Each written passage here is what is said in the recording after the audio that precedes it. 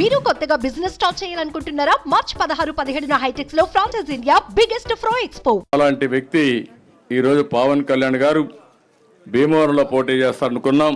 కాదు, నేను పిఠాపురం నుంచి పోటీ చేస్తానంటే ఆయన కోసం త్యాగం చేయమని నేను మన వర్మ గారిని కోరా. తప్పకుండా అంగీకరించారు.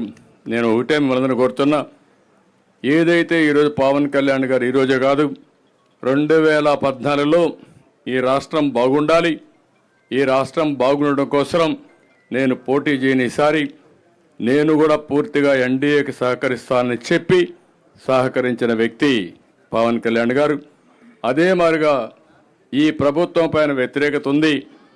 ఈ రాష్ట్రం బాగుపడాలంటే ఈ ప్రభుత్వ వ్యతిరేక ఓటు చేరకూడదని చెప్పి దానికోసం పనిచేసిన వ్యక్తి పవన్ కళ్యాణ్ గారు. అలాంటి వ్యక్తి అక్కడ పోటీ చేసినప్పుడు ఒక పొత్తు ధర్మంలో వర్మ గారికి ఇబ్బంది ఉంటుంది, కార్యకర్తలకు ఇబ్బంది ఉంటుంది. కానీ ఆ పొత్తును మనం నెరవేర్చవలసిన బాధ్యత కూడా ఉంటుంది. నేను అందుకే వారికి ఒక మాట చెప్పాను, మీరు ఎమ్మెల్యేగా రాలేరు కానీ ఆ నియోజకవర్గం తరపున ఎమ్మెల్సీగా మొదటి ఇచ్చే ఎమ్మెల్సీలో మీరు ఉంటారు. మొదటి విడత లిస్టులో ఎమ్మెల్సీగా వారే ఉంటారు. శాసన మండలికి వస్తారు. శాసన మండలికి రావడమే కాకుండా రేపు భవిష్యత్తులో నాకు కూడా కొంత బాధ్యత ఉంది, క్షత్రియులకు న్యాయం చేయాలి. అలాంటి న్యాయం చేసే దాంట్లో ప్రమోషన్లో మొట్టమొదటిగా వర్మ గారు ఉంటారని చెప్పి మరొకసారి మీ అందరికీ తెలియజేసుకుంటూ, ఇంకొక పక్కన కార్యకర్తలందరినీ కోరుతున్నా, ఈరోజు వర్మ గారంటే అభిమానంగా ఉండే ప్రతి ఒక్కరూ పవన్ కళ్యాణ్ గారిని గెలిపించుకోవాలి. అతిపెద్ద మెజారిటీ, చరిత్రలో ఎప్పుడు రానంత మెజారిటీ రావాలి.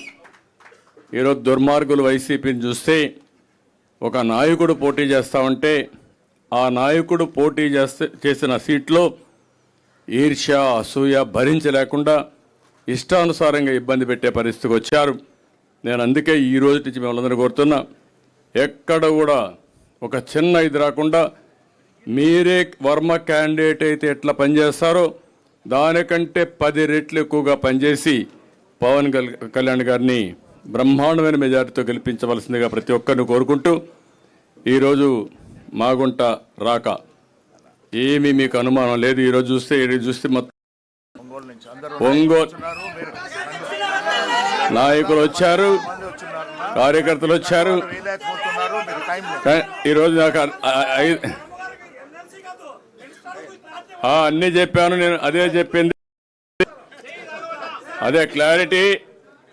నాకు నీకేమో అవసరం ఒక సెకండ్. కాబట్టి